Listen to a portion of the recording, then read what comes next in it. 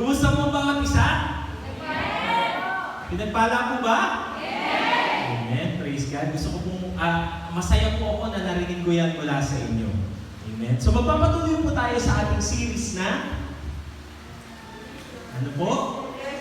Treasures in Hidden Moments.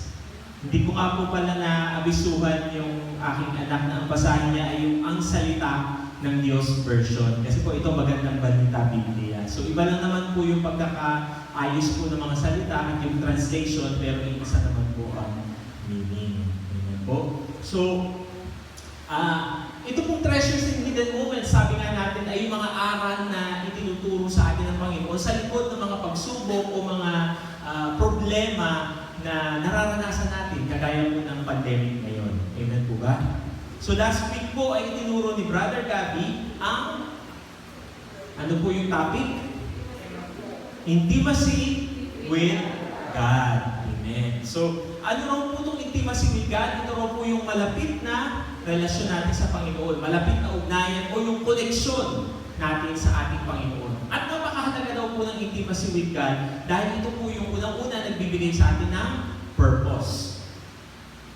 Bakit po? Kasi unang-una po ang purpose ng Panginoon sa atin ay magkaroon tayo ng malapit na relasyon sa Kanya. Yung purihin po ba siya at sambahin siya, dakilain ang Kanyang pangalan sa pamamagitan ng malapit na relasyon natin sa Kanya. At kung tayo po ay may malapit na relasyon sa Panginoon, ito rin yung mag-uudyok sa atin na magpuri sa Panginoon sa lahat ng oras, sa lahat ng panahon, ano man ang ating nararanasan. At ganun din po, ito rin daw yung nagbibigay sa atin ng protection. So yan po yung ating pinag-aralan last week. Yan.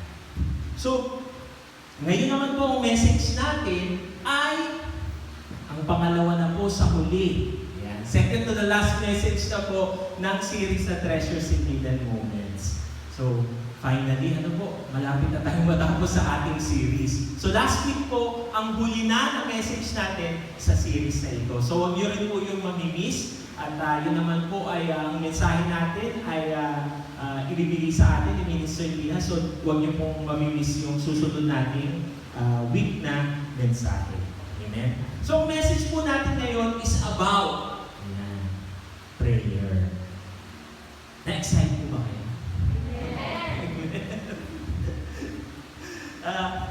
Marahil lang ba sa inyo magsasabi, prayer na naman ba, Pastor? Kasi sa totoo po, narinig ko rin yan nung nabanggit ko na itong magiging message, parang madalas na yata nilang marinig ang mensahe patungkol sa prayer. So pero po sa katotohanan po, honestly, naitanong ko rin po yan sa Panginoon. Lord, hindi ba kaya madalas na nilang marinig ang patungkol sa panalangin? Ang message patungkol sa panalangin? Pero sa katotohanan po, alam niyo po ba na napakarami pa natin bilang isang church na kailangang matutunan patungkol po sa prayer. Agree po ba kayo? Amen. At kung sa tingin po natin ay marami na tayong nalalaman patungkol sa prayer, ay kailangan pa rin po natin palaging mapaalalahanan sa kahalagahan at kapangyarihan ng panalangin sa buhay ng isang Kristiyano. Tama po ba? So I hope na hindi po natin papagwalang bahala ito pong message na ito dahil po kung meron mang isang napakahalagang bagay din na itinuro ang ating Panginoon sa atin sa panahon ngayon na pandemya o sa mga panahon ito ay ang patuloy na manalangin. Tama po ba? So I hope hindi nyo rin po tutulugan ang mensahe na to kung paano siguro minsan ay nakakatulog kayo pag nagpe-pray kayo. Joke lang. So, mga kapatid, may sasabihin ko ako, it is not possible to over-pray. Ano po ibig sabihin ko doon? Hindi po posible na sasabihin natin, sumusobra na tayo sa panalangin. Lord, sobra na yata yung pananalangin ko, medyo bawas-bawasan ko siguro ng kaunti. Hindi po, ito pong isang bagay na hindi natin masusobrahan. Kasi alam niyo po, sinasabi sa salita ng Diyos, palagi tayong manalangin. Sa unang Thessalonica po, 5:17, palagi kayong manalangin. Yan po ang sinasabi. Manalangin kayo ng walang patid. Pray without ceasing. Pray continually. Pray always. Yan po yung mga iba-ibang translation na sinasabi patungkol sa palagi nating pananalangin. So, ganun po kahalaga ang panalangin sa buhay natin. At alam niyo po, kung meron po kayong study Bible, kung kayo po ay estudyante na mahilig mag-aral po sa Bible, o kahit po sa mga Bible app ninyo, kung titingnan niyo po yan, at mag-type kayo ng prayer o panalangin, napakarami pong lalabas na verses patungkol po sa pananalangin o sa prayer. Ganyan po pinakikita ng Panginoon kahalaga ang prayer sa atin. So, ang title po ng ating message ay, basa niyo nga po, The importance and power of prayer. Amen. The importance and power of prayer. At dahil po dyan, mananalangin po muna tayo. Gusto ko rin po basahin yung nabasa ko sa Deuteronomio chapter 32, verse 2 to 3. Ayan. Patungkol po ito sa panalangin o awitin po ni Moises. Pumatak nawa gaya ng ulan ang aking ituturo. Ang salita ko naway tulad ng hamog na namumuo, upang halamay niligan at damoy tumubo. Sapagkat si Yahweh ay aking pupurihin, ang kanyang pangalan ay inyong dakilan. Ama namin nasa langit, ito nga po ang aming panalangin. Nang inyong mga salita ay nawa maging parang ulan at hamog na didilig sa aming mga puso. Banal na Espiritu, ikaw nga nawa ang maging tagapagturo namin. At gamitin mo lang ako bilang iyong instrumento upang maipahayag ang mensahe mo sa araw na ito. Hayaan mo nga po, Panginoon, ang bawat salita, Panginoon, na masasambit ngayon o maririnig ng aking mga kapatid ay magsisilbi, Panginoon, na encouragement sa kanila. Mga katuruan man, Panginoon, review o maaari, Panginoon, na pagtatama sa kamalian. Nawa ang mga salita mo, Panginoon, ay magsilbing ilaw, Panginoon, buhay, Panginoon, sa bawat isa sa amin. At patuloy na ito ay may apply namin sa aming buhay. Maraming salamat po sa inyong kapurihan, ang pasasalamat sa pangalan ni Jesus. Amen. Hallelujah. So, sa intro po ng ating mensahe, tungkol po kay Jeremiah. Nabuhay po si Jeremiah sa isang mahirap na panahon o sitwasyon po. Dahil ito po yung panahon na nasaksihan niya yung pagtalikod ng bayan ng Juda o ng Israel sa kanilang Panginoon, sa ating Panginoon. Sumamba po ang bayan ito sa mga Diyos-Diyosan at nag-alay po ng kanilang mga handog sa mga Diyos-Diyosan, imbes po na sa ating Panginoon. Kasama po dito yung masasama nilang gawain at maging po yung pag-aalay nila ng mga sarili-sarili nilang anak. Imagine niyo po yun, ganun po yung ginagawa, yung sarili nilang anak, ihahandog nila doon sa Diyos-Diyosan, kay Baal. So dahil po dito, nagalit po ang Panginoon. At ginamit po niya si Jeremiah upang ipahayag ang paghahatol. At ang kaparusahan ng bayan ng Juda sa pamamagitan po ng pagsakop ng isa ring bayan, ang Babylonia. Ang Babylonia po ay gagamitin ng Panginoon upang sakupin at i-destroy po ang Jerusalem din. At biro niyo po sa loob ng 40 years ay ginamit ng Panginoon si Jeremiah upang ihayag po ang kaparusahan, upang ihayag yung paghahatol na yun ng Panginoon, yung galit ng Panginoon, at yung pagnanais ng Panginoon na sila sana ay tumalikod sa kanilang mga kasalanan. Subalit ano po nangyari? Buong katapatan man kung ginawa ito ni Jeremiah ay hindi po siya pinapansin. Yung po ang nakakalungkot, yung talagang dinidisregard po siya ng mga tao doon, nire-reject ang mensahe po ng Panginoon.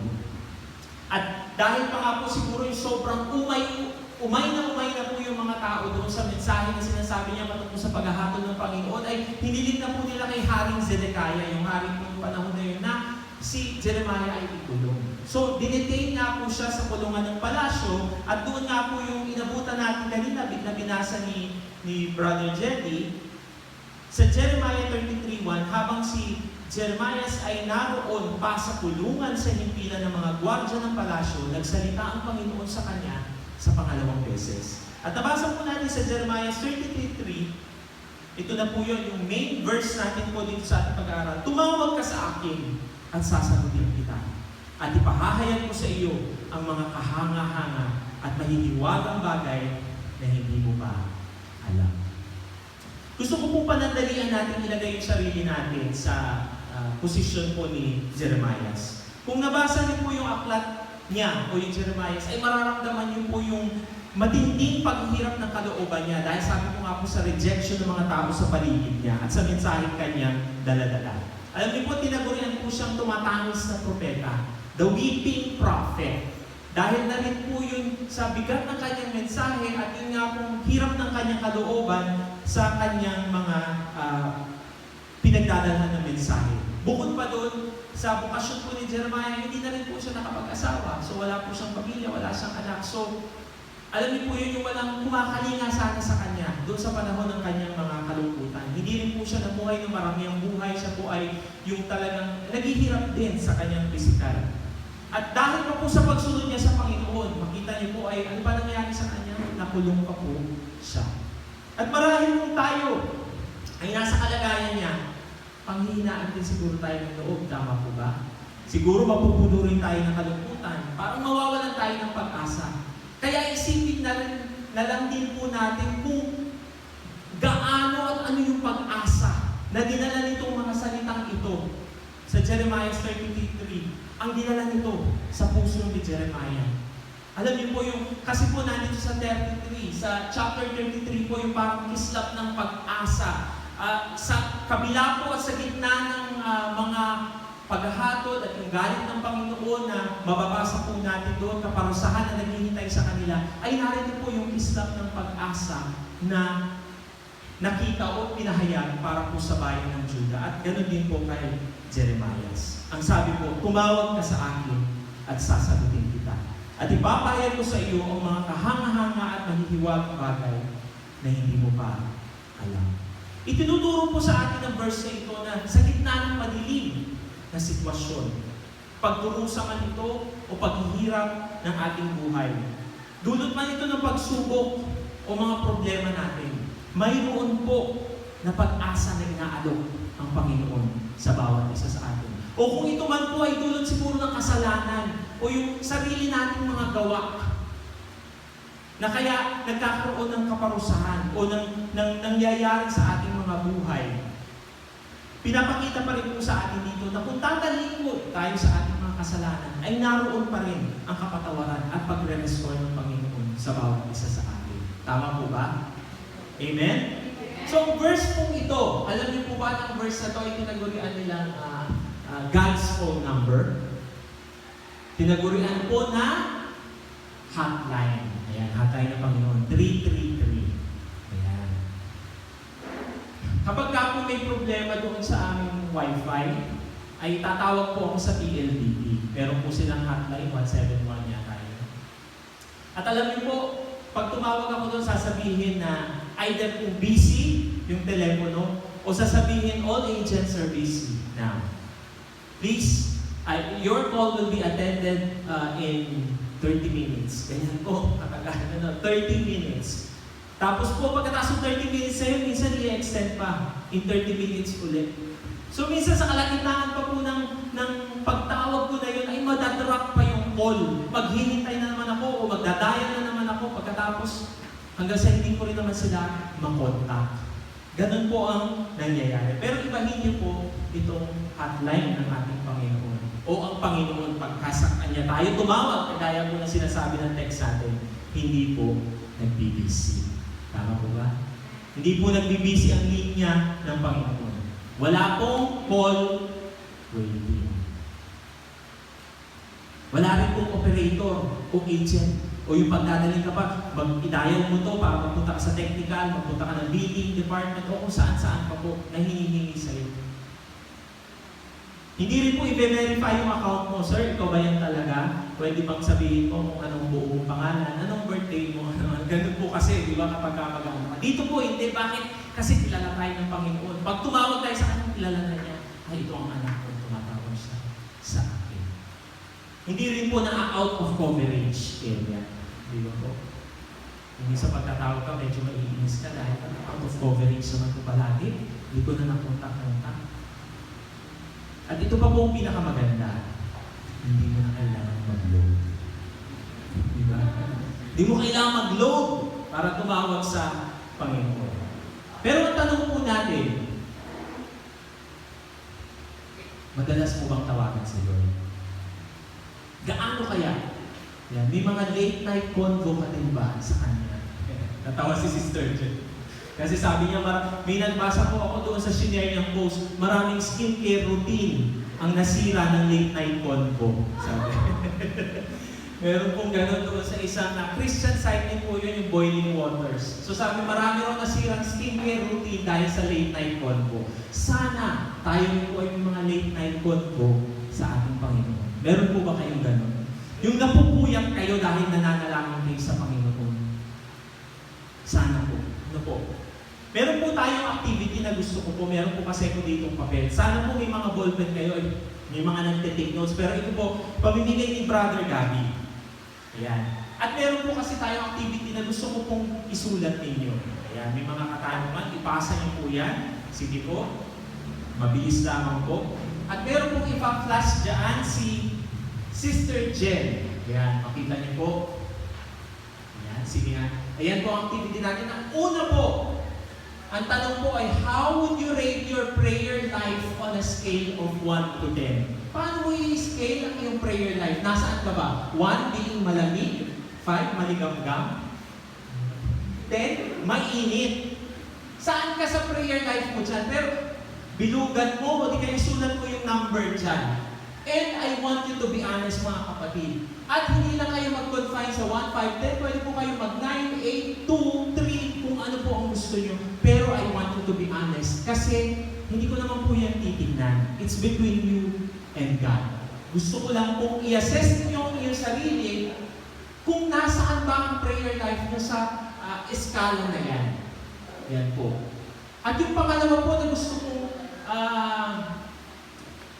itanong sa inyo ay, habang nakikinig po kayo sa mensaheng ito ngayon, kahit po yan mamaya, kung sa pakikinig ninyo, ay makinig po kayo sa Panginoon din. Habang nakikinig kayo sa mensaheng ito, at magsulat kayo ng isang bagay na ipinagpipray nyo o baka nais pag-pray, nais ng Panginoon ay pag-pray mo, o yung isang bagay na hinihintay mo na sagutin ng Panginoon. Yan. Yan po yung mga katanungan. Para sa inyo lang naman po yan, unless gusto nyo i-share sa akin o sabihin, pero sa inyo lang po yan. So I want you to be honest. Saan kayo? Dahil ang layunin po natin sa mensaheng ito ay painitin ang inyong prayer life at makita yung kahalagahan at importansya ng panalangin sa pamamagitan ng mga salita na ito sa Jeremiah 33. Okay po ba yun? Sige po. Gawin niyo po yan, or habang po nandito tayo sa ating, on the course of our message, ay sagutan niyo po yan. I-assess niyo po and ask the Lord kung nasaan na nga ba kayo sa inyong prayer life. Amen po ba? So dito po sa ating pag-aaral ay may 3 na aral na nais kong ibahagi sa inyo. Ang una po dito ay, yan, pakibasa po. Exercise the privilege of prayer. Gamitin po natin yung pribilehiyo natin sa panalangin. Dito po makikita natin sinabi, dahil mahalaga ang kapangyarihan ng prayer, gamitin natin ang pribilehiyo ito. Ang sabi po kasi diyan, tumawag ka sa akin, ang sabi ng Panginoon. Bakit po ito isang pribilehiyo? Ayan. Sabi po dyan, tumawag ka sa akin. Bakit po ito isang pribilehiyo? Sabi natin, i-exercise mo yung pribilehiyo na yan na binigay ng Panginoon. Ayoko pong mamiss niyo yung sinasabi sa verse 2 na binasa kanina. Ito ang sinasabi ng Panginoon. Lumikha ng mundo at naghugis nito. Panginoon ang pangalan niya.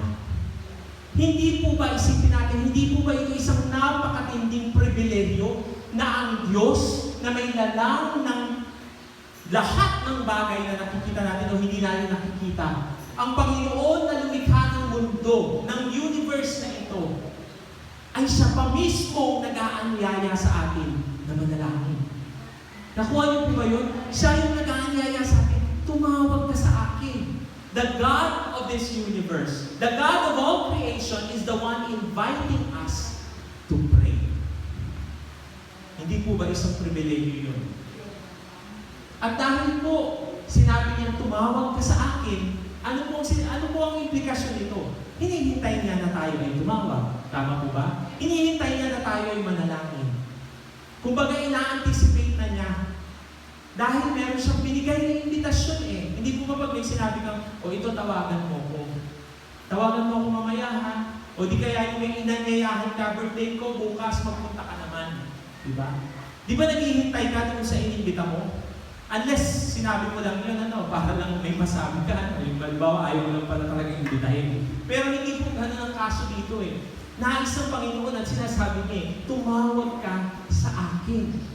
So ina-anticipate po niya na tatawag tayo sa Kanya. Alam niyo po, akala ng ibang Kristiyano, at meron din po akong mga nakausap na mga Kristiyano o maaaring bagong Kristiyano o dati ng Kristiyano, na alam niyo po yung akala nila pabigat sa Panginoon o abala sa Panginoon kapag ikaw ay tumatawag sa Kanya. Alam niyo po yun, yung iba na, Lord, last na to talagang hiling kong to. Alam mo yung parang meron pang ng apology na ayoko na, huli na talaga, Lord, hindi naman ako hihiling. Last na to talaga. Alam niyo yung ganun? Hindi naman po ganun dapat sana ang kaso eh. Dahil ang sabi nga ng Panginoon, lumapit tayo sa Kanya boldly with confidence. At sabi dito, tumawag ka sa akin.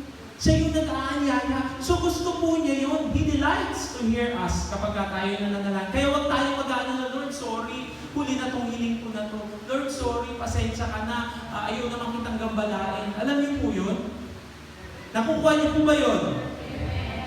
May kwento daw po ng isang mangingisda eh. Ito po yung, kung may kilala naman siya sa Panginoon. Pero meron po siyang mga kasamahan. Ito pong mga kasamahan niya ito ay hindi talaga naniniwala sa Diyos. So, nang-stop po sila, pumalakot sila. At nagkaroon po ng isang matinding bagyo na halos lunurin na yung kanilang bangka. So ito pong mga kaibigan niya na hindi naniniwala, mga walang Diyos sila eh. So lumapit sila doon sa alam nila na naniniwala sa Panginoon. So please naman, manalangin ka, mamamatay na tayo. Sabi niya ganyan, sabi nila, please manalangin ka, nagmakaawa ko. Naku, ang tagal ko nang hindi ginagawa yun eh. Hindi ko alam kung kaya ko pa, sabi ng mangingisda. Sige na. So sa pagpipilit po nitong mga kaibigan niya, napaluhon na rin po siya, nanalangin po siya. Sabi niya, Lord, Panginoon, sabi niya, 15 years ako na hindi humingi sa inyo. Pero pinapangako ko na kapag dinala mo kami ng safe dito sa Pampang at makauwi kami, hindi kita muli gagambalain at after 15 years na uli ako mananalangin sa iyo. Alam niyo po yun? Yung pinakikita talaga ito na ganito yung mentalidad ng ibang tao. Di ba? Na para bang isang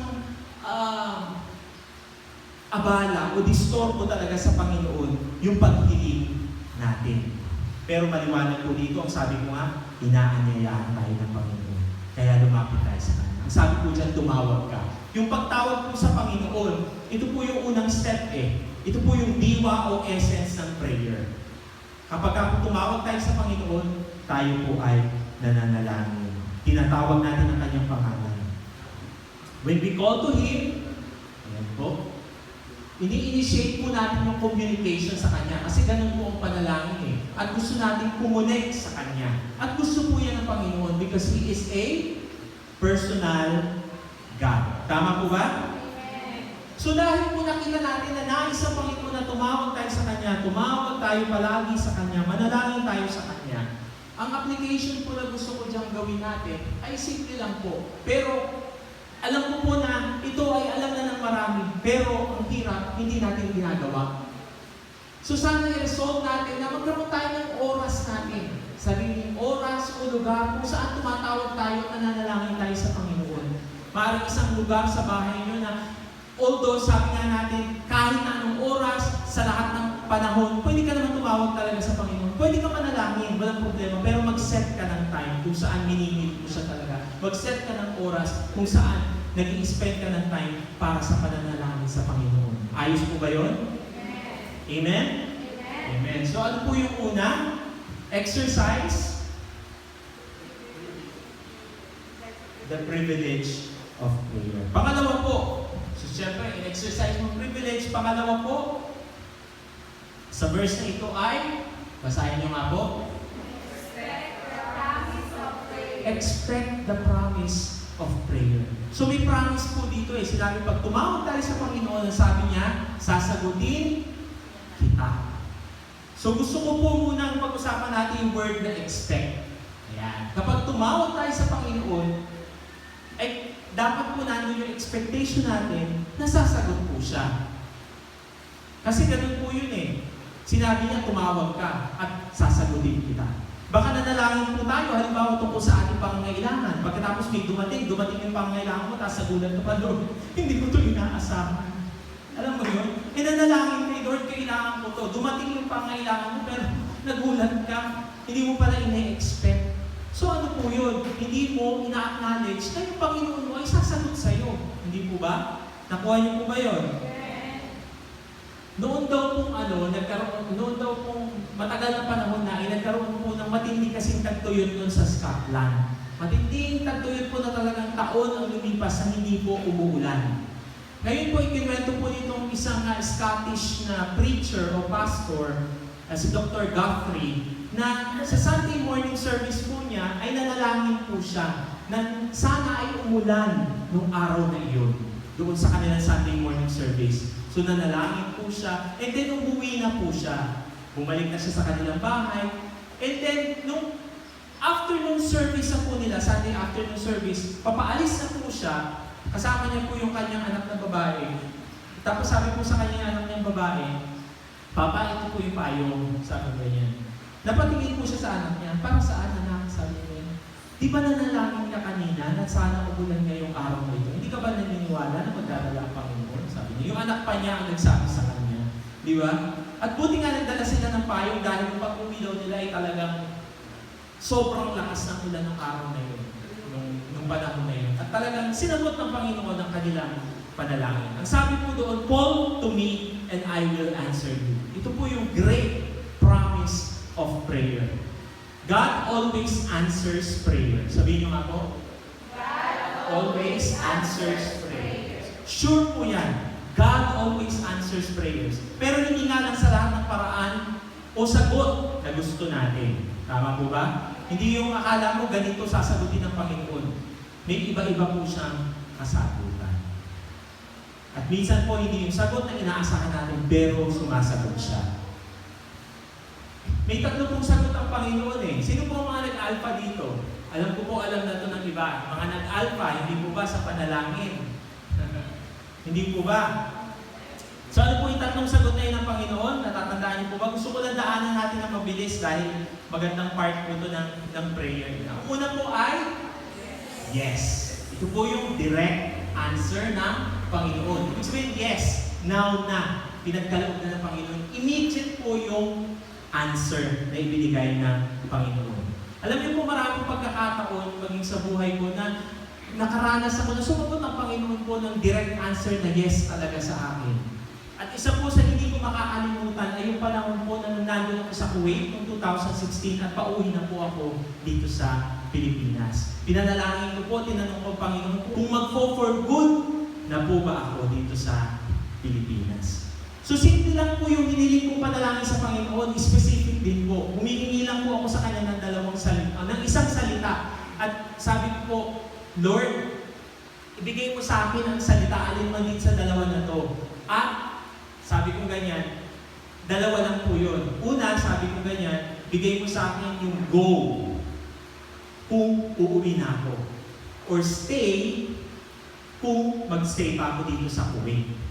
So hindi ko po alam kung paano yun sasagutin ng Panginoon. Sabi ko, maaari ba kami magsasabi sa akin, o baka mababasa ko, o kung ano man po. Basta hinihiling ko po sa Panginoon na makita ko o marinig ko ang salitang go or stay na iyon. So isang araw po, nung pagka-uwi ko po ng trabaho, pagkagaling ko po ng trabaho ay nanalangin na po ako. Hiniling ko nga po yung kahilingan na yun o yung panalangin na yun. And then, dahil pagod po ako, after ko po manalangin, nagbasa ko ng Bible, natulog na po ako. Muna, umidlip ako, sabi ko mamaya na ako magagabihan. Nung pagkagising ko po, madilim na. Pagkatapos po, nakita ko, kahit na madilim na, nakailaw po yung iPad ko. Kasi doon po ako nagbabasa eh. Nakailaw po yung iPad ko at nung pagdampot ko po, nakita ko po, naka-highlight, go. Kinilabutan po ako kasi yung po pagkaka-highlight niya, alam niyo po yung parang nakaganon lang, yung nakaganyan, tapos nakaganon. Parang ganon. So alam ko po, hindi yun aksidente. Kasi sa dinami-dami ng salitang nakaganon yung go.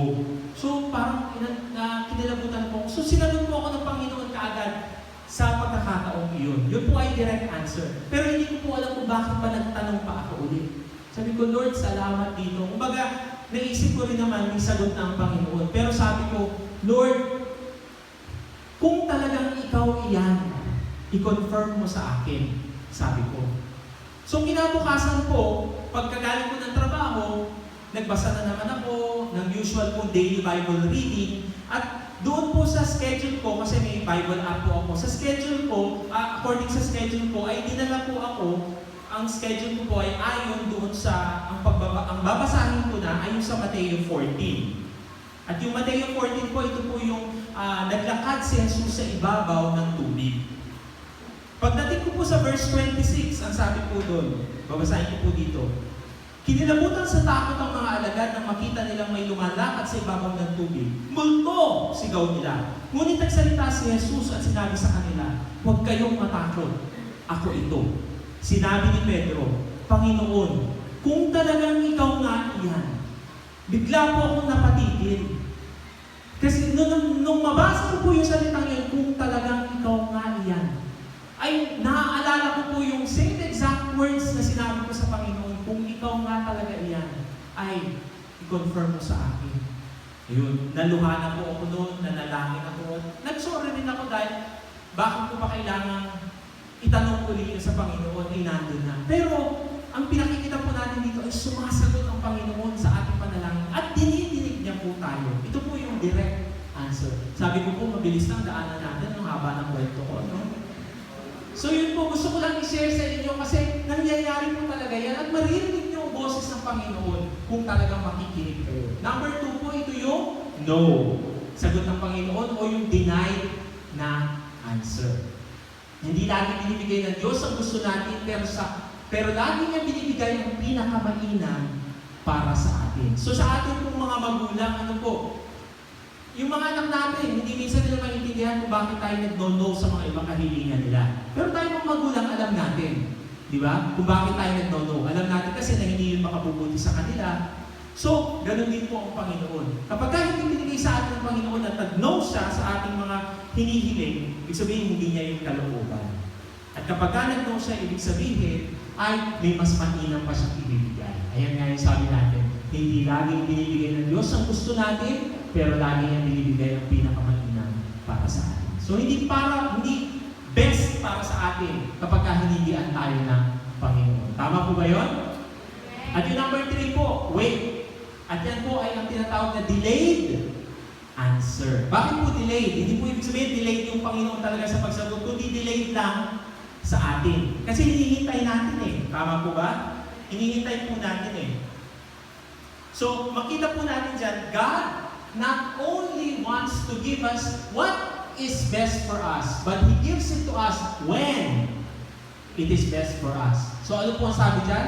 Hindi lang gusto ibigay sa atin ng Panginoon kung ano ang pinakamainam sa atin, kundi binibigay din niya yun kung kailan ito pinakamainam sa atin. Tama po ba? Hindi lang kung ano, kundi kung kailan pa ito. So ito po yung kasi, yes, pero hindi pa ngayon. Sasagutin kita, yes ang sagot dyan, pero hindi mo pa ngayon makukuha, o hindi mo pa ngayon makakamit, o hindi pa yan ngayon ang aking sagot. Amen po ba? So remember, God always answer prayer on schedule. Pero hindi po natin schedule niya. So hindi natin alam kung kailan minsan. Ano po? Ang problema po sa atin, meron po ba dyan yun? Sinugan ko ba yun?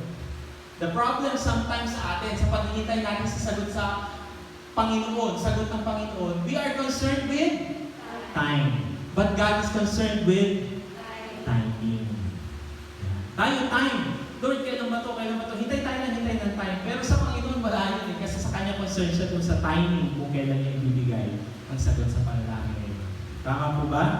So yan po yung pangalawa, expect the promise. So una, exercise the privilege of prayer. Call to me. Tumawag ka sa akin. At yung pangalawa, expect the promise of prayer. Sasagutin. kita. At yung pangatlo po, experience. Ayan, basahin niyo po. Experience the power of prayer.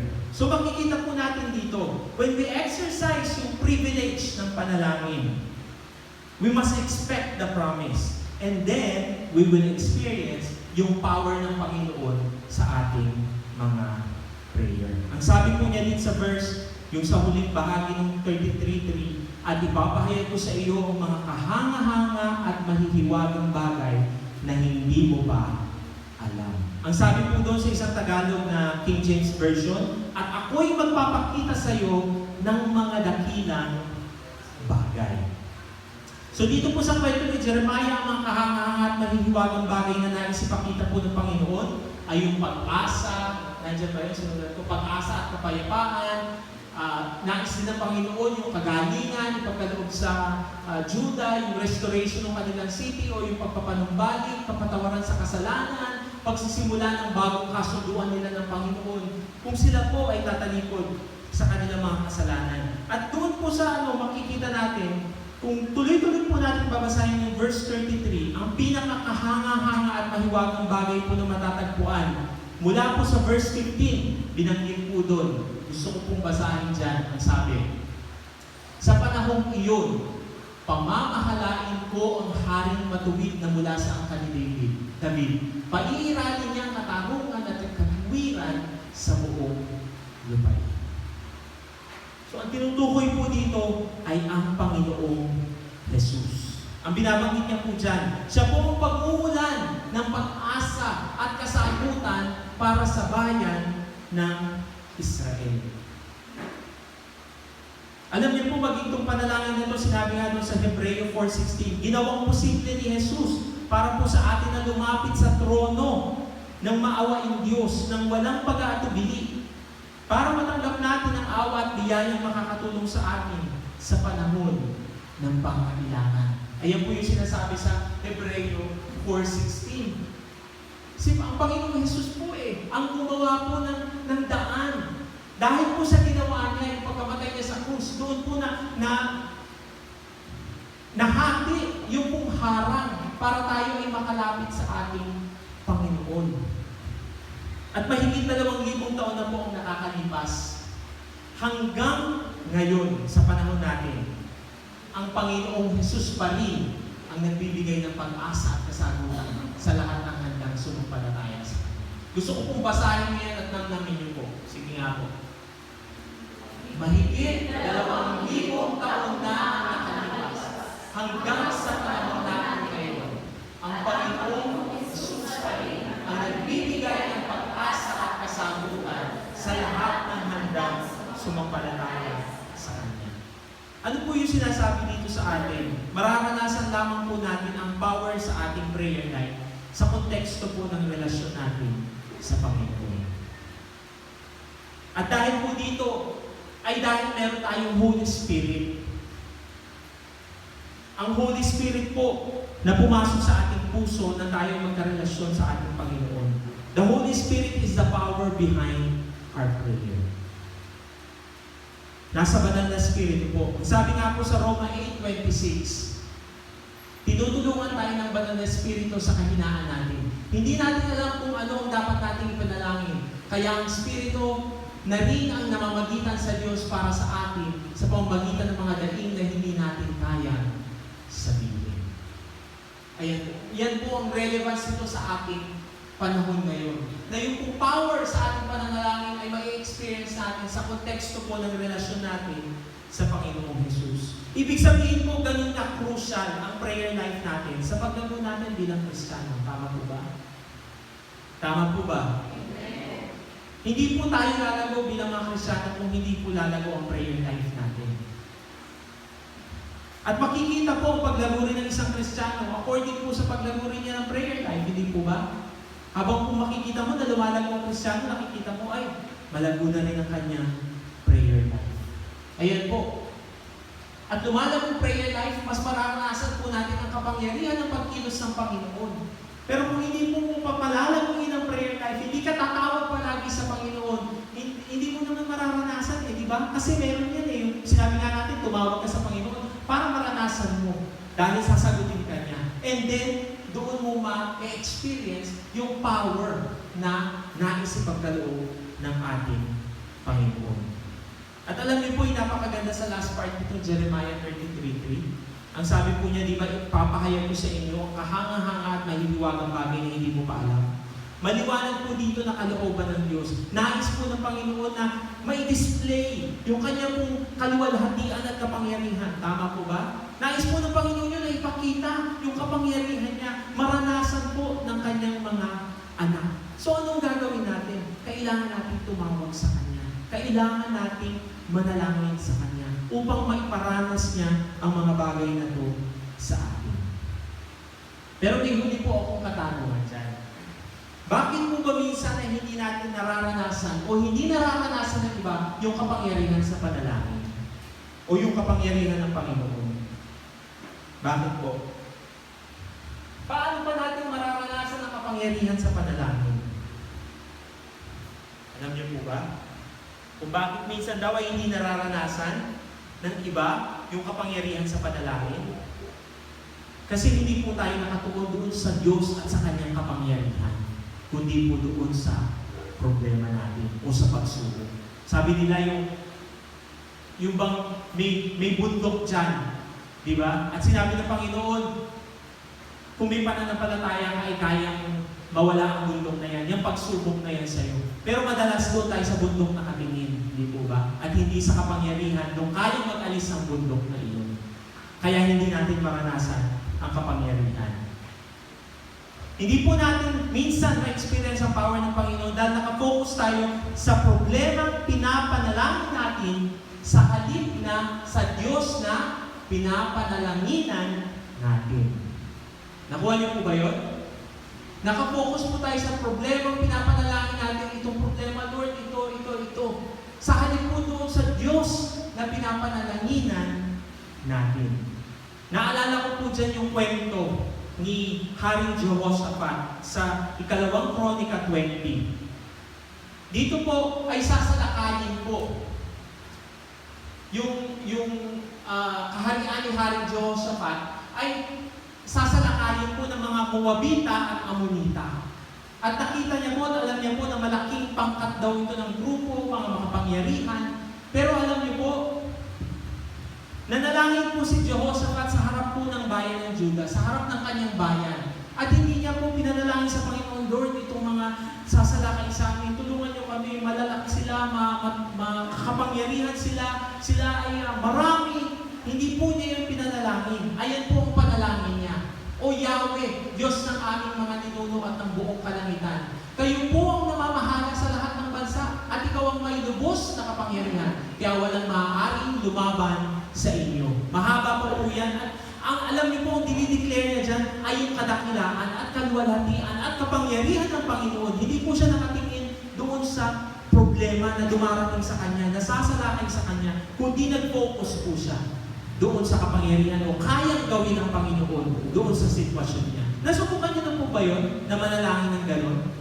Nasubukan niyo na po yun na meron kayong naramdamang sakit pero hindi kayo doon sa sakit nag-focus o hindi yung sakit mismo ang pinanalangin niyo, kundi yung Diyos na kayang magpagaling ng sakit? Nagawa niyo na po ba yun? Na hindi niyo talaga pinansin. Hindi niyo pinansin kung ano yung problema na yun. Pinansin man yan, hindi yung bundok na yun ang tinignan niyo, kundi ang Panginoon. Nanalangin ka at idineklara mo na ang Diyos ang provider, na ang Diyos ang mayaman sa lahat, ang may-ari ng lahat, at kaya niya ipagkaloob ang lahat ng kaya mo. Yung power po na yun, mararanasan natin kung hindi tayo titingin sa kung ano yung nasa harapan natin ngayon, kundi kung ano ang kayang gawin ng ating Panginoong Diyos. Sina-challenge ko po ang bawat isa sa atin na subukan po natin ang panalangin na gano'n. Don't get caught up.